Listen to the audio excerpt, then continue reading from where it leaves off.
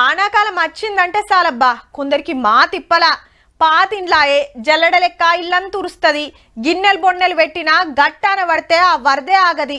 ఓ వండరాదు పండరాదు అంత ఆగమాగం. పుసుక్కున పూట సుట్టంగి నచ్చిందంటే ఇజ్జత్ పోయినట్టే. ఇల్లు కట్టుకుందామంటే పైసలు లేక బాధలు పడేటోళ్ళు బొచ్చెడు మంది. 10 ఏళ్ళు కండ్లు గాయంగా డబుల్ బెడ్రూమ్ ఇండ్ల కోసం ఎదురు చూసినా ఫాయిదా లేకపాయే. ఇప్పుడు మునుమందుకున్న ఇల్లా ఇందిరమ్మ ఇండ్లు కట్టుడు రప్ప రప్ప నడుస్తుంది. ఎవరికి సాంచనైందో వాళ్ళు ఆలోచన చేయకుండా ముగ్గు పోసి పునాది తీసి పిల్లలు రేస్తూనే ఉన్నారు. ఒక్కొక్క కాడ చెత్త పోసుడు గోడలు తిప్పుడు కూడా వచ్చింది. లక్ష 2 మాటలు 2 లక్షలు వచ్చినాయి కూడా. మొత్తంగా వచ్చే వరకు 5 లక్షలే కాదు ఇంటికి 40 టన్నులు ఉసుకగిన ఫ్రీగానే ఇవ్వబట్టారే. ఇందిరమ్మ ఇల్లు వచ్చింది, సంతోషం ఉన్నది.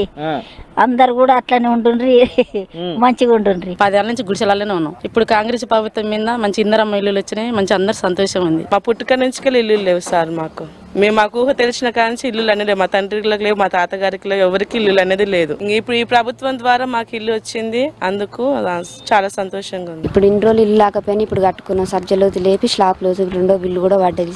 బాగా సంతోషంగా ఉన్నాం. కలెక్టర్లు ఆఫీసర్లు పోయి ఏ ఇంటికి పని ఏడాకొచ్చింది అరుచుకుంటున్నారు. ఫస్ట్ చాలు చేసిన వాళ్ళు దెబ్బ కట్టుకొని ఇళ్లకు పోతుంటే లోకల్ ఎమ్మెల్యేలు పోయి బట్టలు పెట్టి వస్తున్నారు.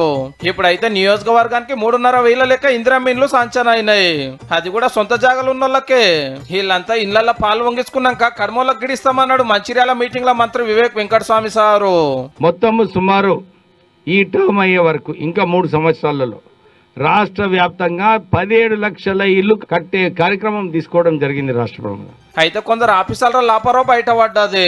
ముందే బేస్మెంట్లు కట్టి కొత్త కట్టినట్టు ఫోటోలు అప్లోడ్ చేసిరట. పెద్ద ఆఫీసర్లు చెకింగ్ చేసి ఏం తక్కువ 2,000 మంది ఇండ్లు క్యాన్సిల్ చేసి పడేసిర్రు ఎంబటే. రూల్స్ అంటే రూల్సే మరి.